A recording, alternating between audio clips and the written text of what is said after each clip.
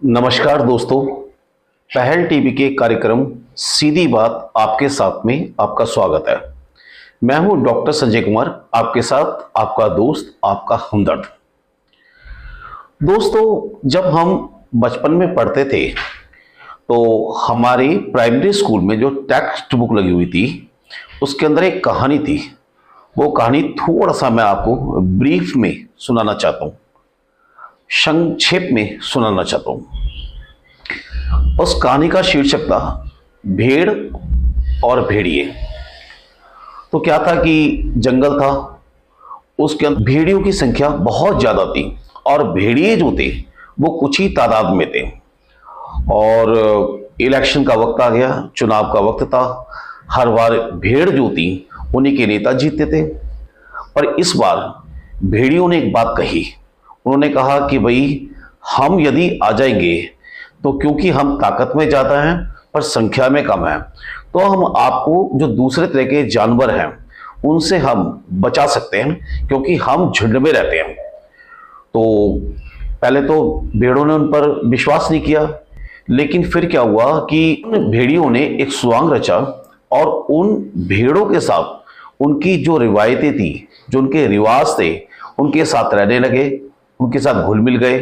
अब धीरे धीरे भेड़ ये सोचने लगी कि अरे, ये तो हमारी तरीके से गया, जैसा हम सोचते हैं वैसा ये सोचते हैं, तो जाहिर बात है कि ये हमारे विकास के बारे में, हमारे बचाव के बारे में सोचेंगे। खैर, इलेक्शन होता है, चुनाव होता है और उसके अंदर भेड़िए जीत जाते हैं। तो भेड़ियों ने जीतने के बाद सबसे पहला नियम क्या बनाया, और वो नियम यह था कि सप्ताह में एक बार एक भेड़ हमें खाने के लिए दी जाएगी। क्यों?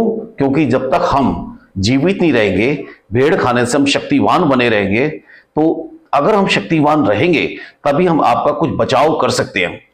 भेड़ चुप, क्योंकि जीत वो चुके थे, अब वो कुछ कर भी नहीं सकती थी। और उन्होंने सप्ताह में एक बार एक एक करके भेड़ को खाना शुरू कर दिया। अब बात आती है कि राहुल गांधी जी पे।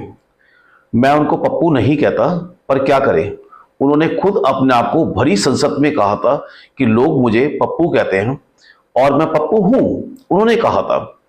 असल में क्या है, मेरे पड़ोस में भी एक पप्पू रहता है, पर वो इतना बड़े वाला पप्पू नहीं है जितने बड़े वाले पप्पू ये हैं। आपने देखा होगा उन्होंने चुनाव से पहले क्या स्वांग रचा। राहुल गांधी ने जनेऊ पहना। वैसे उनको ये पता ही नहीं है कि जनेऊ हमेशा वस्त्रों के नीचे पहना जाता है, लेकिन वस्त्रों के ऊपर पहना, क्योंकि वो ब्राह्मणों को दिखाना चाहते थे कि मैंने जनेऊ धारण किया हुआ है।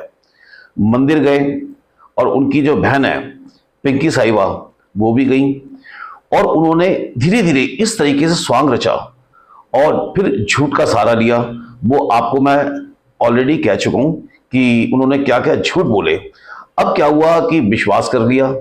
और आपने देखा होगा जो उनकी 99 सीट, अब यदि वायनाड जैसी एक दो सीट को छोड़ दूं जो मुस्लिम बाहुल्य क्षेत्र से है, सब जगह केवल हिंदुओं ने ही उनको वोट दिया। पर अब उसका सिला क्या दिया उन्होंने अपने पहले ही भाषण के अंदर हिंदुओं को हिंसक कहा।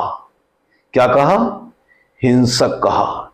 इतनी बड़ी तौहीन उन्होंने हिंदुओं की है, मुझे लगता नहीं कि आज से पहले कोई भी बड़े नेता ने या किसी भी नेता ने इस तरह की शब्दावली हिंदुओं के लिए प्रयोग की हो, पर उन्होंने कहा। अब बात यह आती है कि वो जानते कि हिंदू एक ऐसा धर्म है, हम उन्हें चाहे गाली दे लें, हमें कुछ भी कह लें, और वो चुप रहेंगे, वो शांत रहेंगे। जरा मैं राहुल गांधी जी से पूछना चाहता हूं कि हिंदू के लिए तो आपने बोल दिया कि हिंदू हिंसक है, आप जरा ये दूसरे धर्म, जैसे आप विशेष समुदाय कहते हैं, यानी कि मुस्लिम धर्म, जरा बोल के दिखाइए ना। सर तन से जुदा होते हुए देर नहीं लगेगी आपको। और कितनी हिंसा जो दिखाई है हिंदुओं ने, आपको मैं जरा बता दूं कि आप बताइए, जो अफजल था वो क्या हिंदू था? और जो संसद पे हमला करने वाले जो गुरुजी थे वो क्या हिंदू थे? कन्हैया लाल को जो मारा वो हिंदू था? 35 टुकड़े किए गए, क्या वो भी हिंदू थे? और कश्मीर से निकाल दिया गया, क्या वो भी हिंदू ने निकाला? हिंदू से ज्यादा टॉलरेंस वाला, सनातनी से ज्यादा टॉलरेंस वाला मेरे को तो लगता नहीं इस विश्व के अंदर कोई होगा। जब एमएफ हुसैन जैसे लोग हिंदू देवी देवताओं के नग्न चित्र बनाते हैं, तब आप उसे कला कहते हैं, कलाकृति कहते हैं आप। और ये देखते हुए कि हिंदुओं की भावना आहत होती है, लेकिन आप चुप रहते हैं। अब आपको बता दूं कि देखिए, मैं ये नहीं कह रहा कि सारे ही मुस्लिम या इस्लाम को मानने वाले हिंसक हो सकते हैं। मेरे बहुत सारे ऐसे इस्लामिक दोस्त हैं जो ये कहते हैं कि हम भी जानते हैं कि अंत क्या है, कि आज पूरे विश्व के अंदर जब रिजल्ट आता है तो वो लोग भी हमसे यही पूछते हैं कि जो भी आतंकवादी पकड़ा जाता है वो इस्लामी की क्यों होता है। कह रहा है हमारी आंखें नीचे हो जाती है। आप कभी अलकायदा के बारे में बोल सकते हैं, मुजाहिदीन के बारे में बोल सकते हैं, लश्कर तौयबा के बारे में बोल सकते हैं। और हिंदुस्तान में भी जो इतनी घटनाएं हुई, जैसे कि मैंने अभी थोड़ी देर पहले आपको कहा कन्हैया लाल के बारे में, क्या आपने एक भी शब्द बोला कि ये गलत है? क्या आपने उनको बोला कि आपका धर्म आपको यही सिखाता है? क्या आपने इस तरह के कृत्य हिंदुओं के द्वारा देखे गए हैं? हिंदू निकाल के फेंक दी गए मक्खी की तरीके से, और वो आज भी केस लड़ रहे हैं। आपने उनको बोला? और यहां तक मैं आपको एक बात बता दूं, जब आप संविधान की बात करते हैं तो संविधान में all are equal in the eye of law.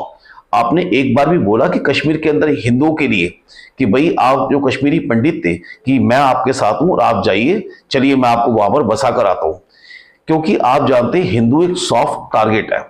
और फिर आपकी तो वैसे भी एक हैबिट है कि आप इस देश में रहते हैं। सबसे पहली बात तो मैं आपसे ये पूछना चाहता हूं कि आप बता सकते हैं आपकी नागरिकता कौन सी है? क्या आप वास्तव में ब्रिटेन के नागरिक हैं, इटली के नागरिक हैं, या हिंदुस्तान के नागरिक हैं? जरा थोड़ा सा यही बता दीजिएगा अपने बारे में कि आप है कौन। क्योंकि आपकी तो हैबिट है, इस देश में रहते हैं, फिर जाकर के विदेशों में जाते हैं और जाकर के भाषा दूसरी होती है आपकी, फिर जाके वहां पर आप बोलना शुरू करते हैं कि भाई बड़ी इंटॉलरेंस है और हिंदुस्तान के अंदर लोकतंत्र खतरे में है, हिंदुस्तान में जो न्यायपालिका है वो बड़े दबाव में काम कर रही है, न्याय नहीं मिल पा रहा है। इस तरह की बातें करते हैं। आज भी हिंदू परिवारों में और अच्छे सभ्य परिवारों में होता है कि हमारी आपसी कोई भी बात हो, हम इसको सुलझा लेंगे अपनी परिवार के अंदर, पर बाहर उस बात को नहीं जाने देंगे। लेकिन मैं देख के हैरान होता हूं कि आप बाहर जाते हैं, आप अब्रॉड जाते हैं, अब्रॉड जाकर के आप सारी बातें करते हैं और फिर भी हम लोगों की टॉलरेंस देखिएगा, हम लोग आपको सहन करते हैं। फिर भी इस देश की जनता आपको मान सम्मान देती है। वो जानती है इस बात के लिए कि आप झूठे वायदे करते हैं, सर आपको आपकी वजह से नहीं जताया जाता। हो सकता है कुछ लोगों की आस्था श्रीमती इंदिरा गांधी जी में हो, कुछ लोगों की आस्था श्री जवाहरलाल नेहरू जी के अंदर हो, ऐसा नहीं कि वो आपके अंदर हो। तो मेरा इतना कहने की मकसद है कि जो इस तरह की बातें आप करते हैं और वो करना बंद कीजिएगा, क्योंकि आपको पता होना चाहिए कि आपकी खुद की कमीशन ने एक बात कही थी जब आप हारे थे 2014 में, तो एक बात कही गई थी कि आपकी जो छवि है वो एंटी हिंदू हो चुकी है। हिंदुओं से आपने वोट हासिल किए और सबसे पहले आपने उनको डस लिया। शर्म नहीं आती आपको?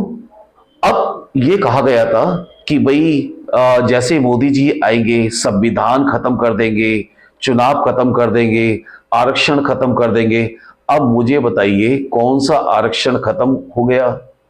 और जिसने वायदा किया था 8500 रुपए का, कौन सा 8500 रुपए महीना उनको मिल गया?